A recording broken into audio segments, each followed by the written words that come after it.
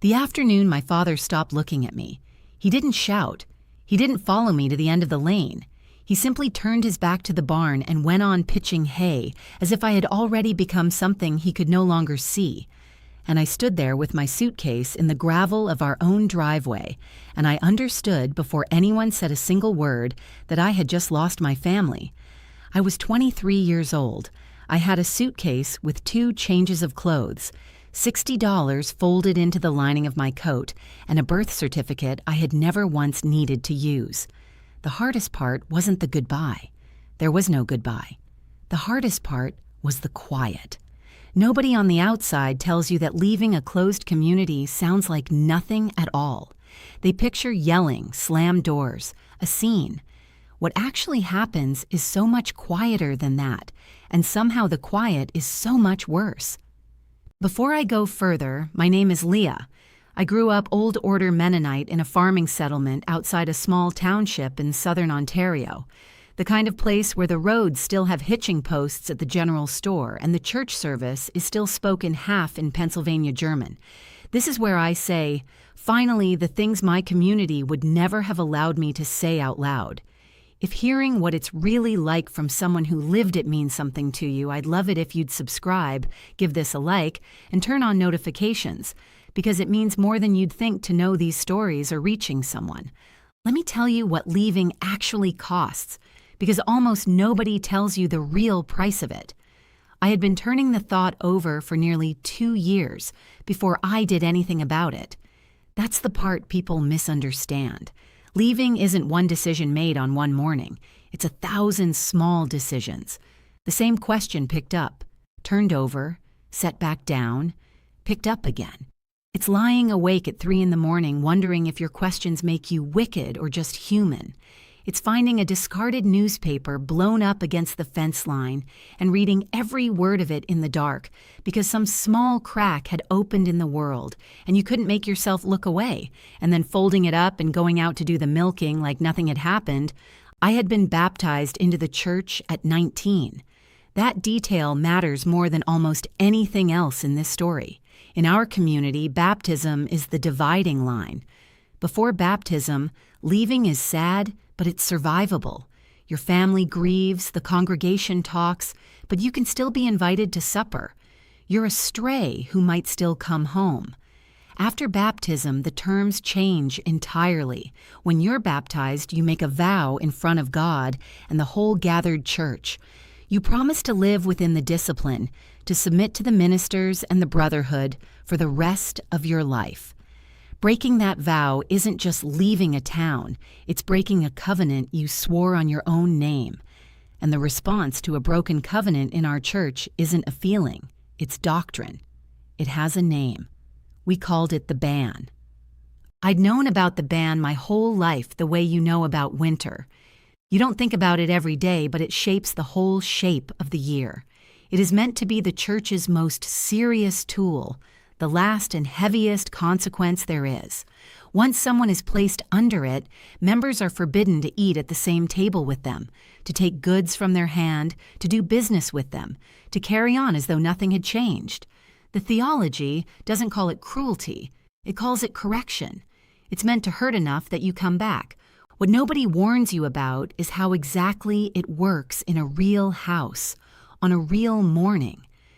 My father could not accept so much as a cup of coffee passed to him from my hand.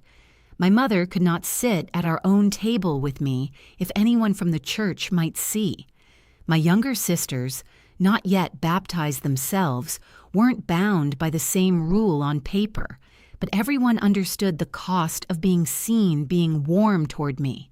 So they learned, carefully, to look just past me, not with hatred, with something flatter than hatred, the particular blankness of people working very hard not to feel what they're feeling.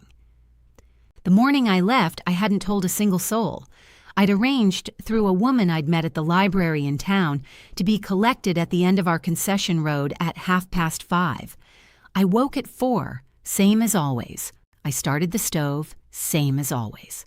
I put on my dress and my covering, same as always. and I moved through that kitchen in the dark, doing every single ordinary thing exactly the way I had 10,000 mornings before. And the ordinariness of it was almost more than I could carry. I can still feel it in my chest. The smell of wood smoke and yesterday's bread, my father's boots overhead on the bedroom floor, the gray light just starting to find the window before any of it turned to morning. I left a letter folded under the sugar bowl. I'd written it 9 times before I let it stand. In the end, it said almost nothing at all. It said I loved them. It said I was sorry. It said the questions in my head had grown too large for the life I was living, and that I couldn't make them small again no matter how I tried. It said I hoped someday they might understand, even if I knew, writing it, that they likely never would. I picked up my suitcase and walked out. My mother must have heard the door because she came out onto the step in her nightgown, her hair down around her shoulders. I had seen my mother's hair down maybe twice in my whole life before that morning. She looked at me across the yard. I looked back at her. I think I said her name. That's the only thing I'm sure I said. And she looked at me for what felt like a very long time. And then she turned and went back inside, and the screen door swung shut behind her, soft as a breath held too long. That was very nearly the last real exchange we had for 3 years. I want to stop here and be honest with you, because this is exactly the place where stories like mine get flattened into something simpler than the truth. My mother is not a villain in this. She is one of the most devoted, hard-working, genuinely loving women I have ever known in my life. What she did on that step wasn't cruelty. It was the only response her entire world had ever given her for a situation like this one. To do anything else would have meant defying her church, her ministers, 40 years of her own understanding of what faithfulness even meant. I'm not asking you to see her as cold. I'm asking you to understand the size of what that silence cost her too, because I've come to believe it cost her nearly as much as it cost me. If something in this is already touching a nerve for you, if you grew up anywhere that tangled love and obedience so tightly together you couldn't separate the two, I hope you'll subscribe and like this video, and maybe pass it along to someone who needs to hear that the price of leaving is real, and so is the life that's possible on the other side of it. The world outside had absolutely no idea what to do with me. On paper, I had an 8th grade education. I'd never opened a bank account, never filed a tax return, never held a driver's license, never lived by myself, signed a lease, or paid for groceries with a card. What I did know was how to quilt by hand, how to put up 40 quarts of tomatoes in an afternoon, how to bake for 100 people at a wedding, and how to follow a sermon in High German. None of that fit anywhere on a job application. A woman from a small outreach group that helps people leaving plain communities found me in those first weeks. Her name was Joan. She wasn't Mennonite, had never been Mennonite, but she'd spent close to 2 decades sitting across tables from people exactly like me. She asked me, plainly, what I needed. I couldn't answer her. I didn't have words for it because nobody had ever taught me to name my own needs out loud. She didn't rush to fill the silence. Eventually, what came out of me was, I need someone to tell me what year it actually is. What I meant was that my schooling had stopped at 14, and there were enormous gaps in things everyone around me treated as obvious. I'd learned fragments of the world from library books I wasn't supposed to have, from overheard conversations, from customers at our roadside stand, but it was patchwork, uneven, and the most disorienting part wasn't what I didn't know. It was not knowing which things I didn't know. I would stand frozen in a grocery aisle because I couldn't understand why there were 6 kinds of the same vegetable, or sit in a waiting room unsure whether I was even allowed to speak first. My counselor, who I found about 7 months after I left, used a phrase I'd never heard before, ambiguous loss. She told me it's a particular kind of grief, different from grieving someone who has died, because the person is still there, still alive, sometimes still in the very same county, but unreachable, present and absent at once. She said it can be harder to carry than death, because there's no funeral for it, no recognized mourning period, no casseroles left on the porch, no social permission to grieve out loud. You're supposed to be busy celebrating your freedom, and underneath that, you're quietly mourning people who are still breathing, who are setting a table 8 miles away with the same number of chairs it has always had. My father sent one letter that first year, 3 sentences. It said he prayed for me daily. It said he hoped I would come to my senses before it was too late. It said the door would remain open if I returned on the right terms. I read that letter until the creases went soft. I still have it. My youngest sister, Esther, who was 17 when I left, found a way through Joan's organization to pass me small bits of news for almost 2 years without our parents knowing. A cow had twins. Our mommy's health was failing. There was a boy she liked from a neighboring district. Ordinary things that felt enormous to me because they meant I was still being let in through a narrow, secret gap to the edges of a life that used to be mine. When our parents found out, it stopped. Esther wasn't placed under the ban herself. She hadn't broken any vow. But the disapproval of the church settled onto her in other ways. She was watched more closely. People asked her pointed questions at gatherings. She was made to feel, in a dozen small, quiet ways, the cost of having reached toward me. And then the messages stopped, and I understood why. And it still broke something in me that is never entirely mended. My counselor said something once that I think about almost daily. She said, "They aren't choosing the church over you. They're choosing the only reality they've ever been given." Those aren't the same thing, even though, standing where you're standing, they can feel identical. I've tried to hold on to that distinction. I haven't always managed it. If you're somewhere in the middle of your own version of this, if you know what it is to be loved and lost by the same people in the same breath, please subscribe and turn on the bell, because this whole channel exists for exactly that feeling, so you don't have to sit with it completely alone. Rebuilding, in the practical sense, took years. I earned my high school equivalency at 24.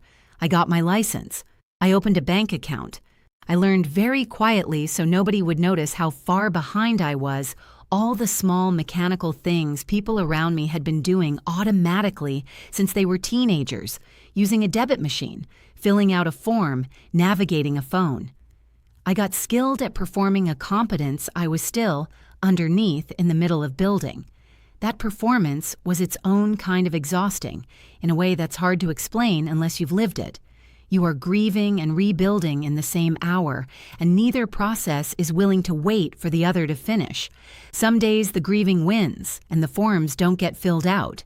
Some days the rebuilding wins, and you don't let yourself feel anything at all until you're alone in the car. 3 years after I left, my mommy was dying. She was my mother's mother, and I had been close to her in a way that's difficult to put into words. She'd been one of the people who made the world make sense when I was small enough to need that. I wrote my mother and asked if I might come. I didn't expect any answer at all. Instead, my mother telephoned me from the phone booth at the end of their road. She didn't say hello. She said, "Come Saturday, come by yourself, come before the others get there." I drove 2.5 hours and sat beside my grandmother's bed for the better part of an hour, holding her hand, and she looked at me and said, in Pennsylvania German, "I know why you left. I understand more than you would think. I have never told a soul that I felt this way. I am telling you now." My mother was in the kitchen the whole time I was there. She didn't come to the door when I left. At the end of the lane, I stopped the car and looked back at the house, and I remember thinking, this is the most love and the most impossibility I have ever held in my hands at the same time. Then I drove home. My mother and I speak now. Not often, not freely. There are whole rooms of our lives neither of us is allowed to walk into together. She doesn't ask about my work or my apartment or the person I share my life with.